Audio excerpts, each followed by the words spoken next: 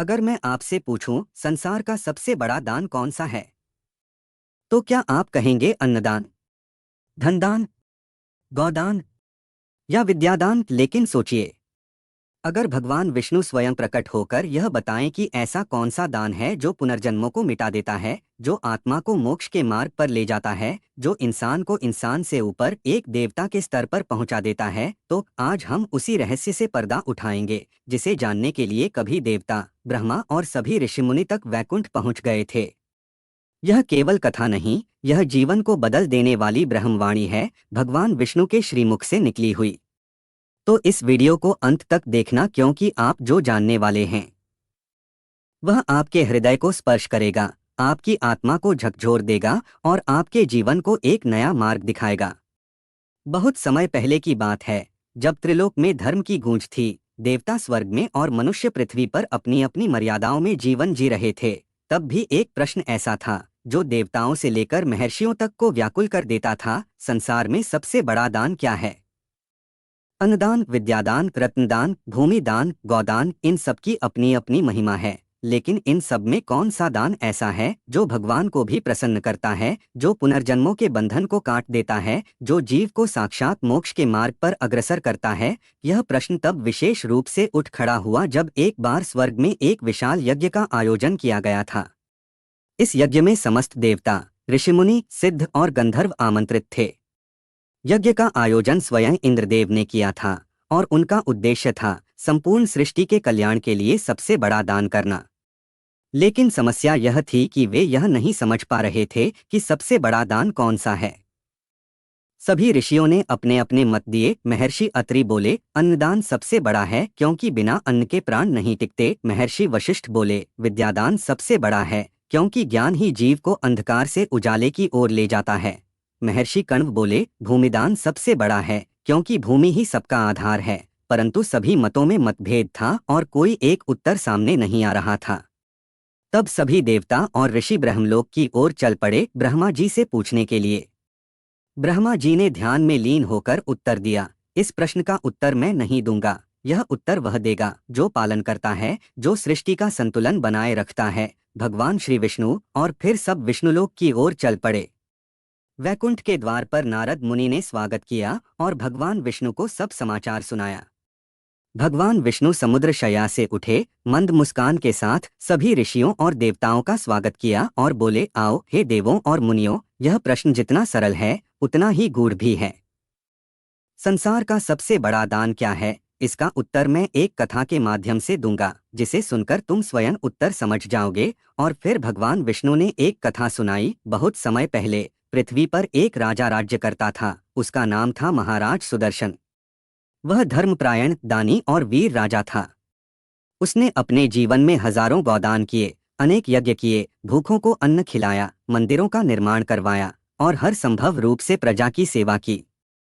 परंतु उसके मन में कहीं ना कहीं यह प्रश्न उठता रहता था कि क्या यह सब पर्याप्त है? क्या मैंने सच्चे अर्थों में सबसे बड़ा दान किया है?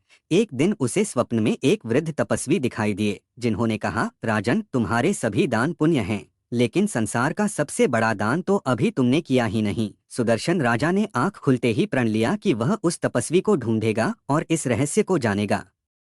राजा अपने रथ पर सवार होकर वन वन नगर नगर घूमता रहा। अंततः वह एक घने अरण्य में पहुंचा, जहां एक विशाल वटवृक्ष के नीचे वह तपस्वी ध्यान में लीन थे, वही जो स्वप्न में प्रकट हुए थे। राजा ने प्रणाम करते हुए विनती की, हे तपस्वी, कृपा करके मुझे बताइए कि संसार का सबसे बड़ा दान कौन सा है, जिससे जीवों का उद्धार हो और प्रभु प्रसन्न हो। तपस्वी ने आंखें खोलीं और बोले, राजन, जो दान तन को स्वस्थ करता है वह महत्वपूर्ण है। जो दान मन को शांत करता है वह भी श्रेष्ठ है। परंतु जो दान आत्मा को मुक्त करता है वह परम दान है। और वह दान है क्षमा का दान, फॉरगिवनेस। राजा चकित हुआ, क्षमा? लेकिन यह तो दान नहीं, यह तो एक गुण है। तपस्वी मुस्कुराए, नहीं राजन, जब कोई तुम्हें पीड़ा दे, तुम्हारी प्रतिष्ठा, अधिकार, धन और स्वाभिमान को चोट पहुंचाए और फिर भी तुम उसे हृदय से क्षमा कर दो, वह सबसे बड़ा दान होता है।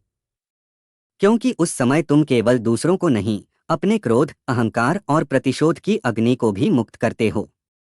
तुम अपने मन को शुद्ध करते हो और वही शुद्ध मन प्रभु का सच्चा मंदिर होता है। राजा की आंखों में आंसू आ गए। उसे याद आया बचपन में एक बार उसके चाचा ने सिंहासन के लालच में उसके पिता की हत्या कर दी थी और वह चाचा आज भी वन में निर्वासित जीवन जी रहा था। राजा ने उसी क्षण निर्णय लिया, वह अपने चाचा को क्षमा करेगा।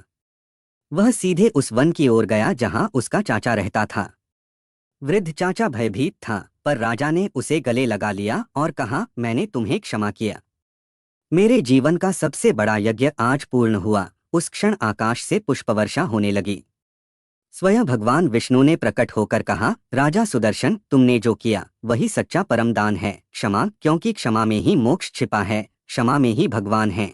और भगवान विष्णु ऋषियों की ओर देखकर बोले, हे मुनियों, संसार का सबसे बड़ा दान वही है जो तुम अपने अंदर के अहंकार, द्वेष, क्रोध और प्रतिशोध को छोड़कर करते हो। अन्न का दान भूख मिटाता है, लेकिन क्षमा का दान आत्मा को तृप्त करता है। इस उत्तर को सुनकर सभी ऋषियों की आंखें नम थीं।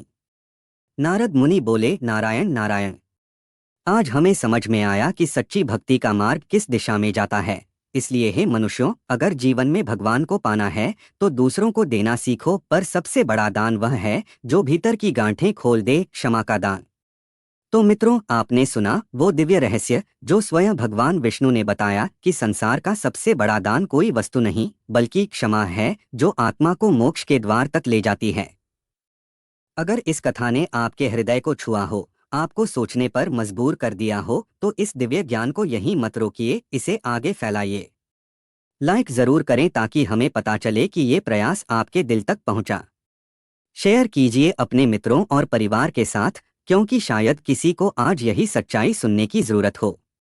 कमेंट में लिखिए, जय श्रीहरि, अगर आप भी मानते हैं कि क्षमा ही सबसे बड़ा बल है। और हाँ, सब्सक्राइब जरूर करें इस चैनल को, क्योंकि ऐसे ही प्रेरणादायक, आध्यात्मिक और जीवन बदल देने वाले वीडियो हम आपके लिए लाते रहेंगे। याद रखिए, दूसरों को दिया गया धन कभी आपके साथ नहीं जाता, लेकिन दिया गया क्षमा आपके जीवन को प्रभु के करीब जरूर ले जाता है। जय श्रीहरि, जय सनातन धर्म।